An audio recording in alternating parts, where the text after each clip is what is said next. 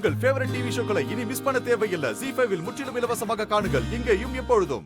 சித்தார்த், ராணி, ரெண்டு பேருக்கும் சும்மா பேருக்கு சம்பிரதாயத்தை நீங்கள் நடத்தணும்னு நினைச்சாலும் இப்போதைக்கு அதுக்கான நேரம் இன்னும் கூடி வரல.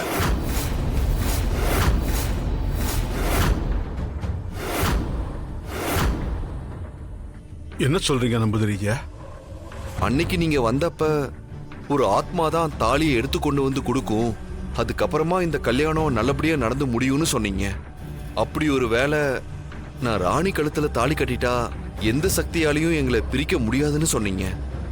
ஆனா இப்ப என்னன்னா அதுக்கான நேரம் கூடி வரல, அது இதுன்னு என்னென்னமோ சொல்றீங்க. அப்ப நான் பறஞ்சது சத்தியம், இப்ப நான் பறையறதும் சத்தியம். கால கிரகத்தின்படி என்னென்ன நடக்கணுமோ அதத்தான் நான் இப்ப உங்ககிட்ட பறிஞ்சு கொண்டு இருக்கிறது.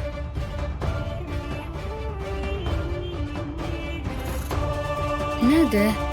நம்பூதிரி ஐயா போன்ல பேசும்போது இனி எந்த சக்தியாலையும் உங்களை பிரிக்க முடியாது, நீயும் சித்தார்த்த தம்பியும் அடுத்த சம்பிரதாய சடங்குகளை ஆரம்பிச்சிருங்கன்னு சொன்னாரு.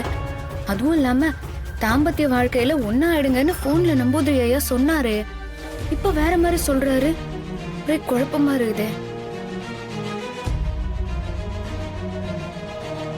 இன்னையிலிருந்து சரியா 9 நாட்கள் வரைக்கும் இந்த ரெண்டு பேருக்கும் சாந்தி முகூர்த்த சடங்கு கண்டிப்பா நடக்க கூடாது.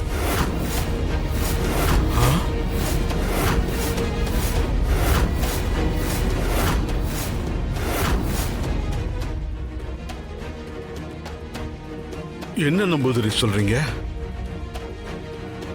அது என்னங்கய்யா, குறிப்பா 9 நாள் வரைக்கும் சொல்றீங்க?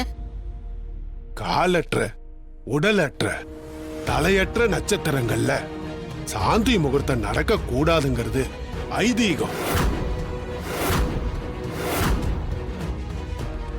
சாமி, நீங்க என்ன சொல்றீங்கன்னு எங்க யாருக்குமே புரியல. கொஞ்சம் புரியுற மாதிரி சொல்லுங்க. ஓலே, அது கார்த்திகை, உத்திரம், உத்திராடம் 3 நட்சத்திரங்களும் கால் இல்லாத நட்சத்திரங்கள். அதே மாதிரி மிருகசிரீடம், சித்திரை, அவிட்டம் 3 உடம்பில்லாத நட்சத்திரங்கள். கடைசி ஆயிட்டு புனர்பூசம், விசாகம், பூரட்டாதி 3 தலையில்லாத நட்சத்திரங்கள்.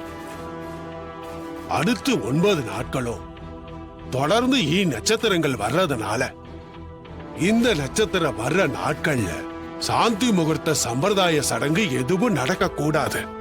அதையும் மீறி நடந்தா பின்னே ராணி வயிற்றுல இருக்கிற குழந்தைக்கு மிகப்பெரிய ஆபத்து உண்டாகும்.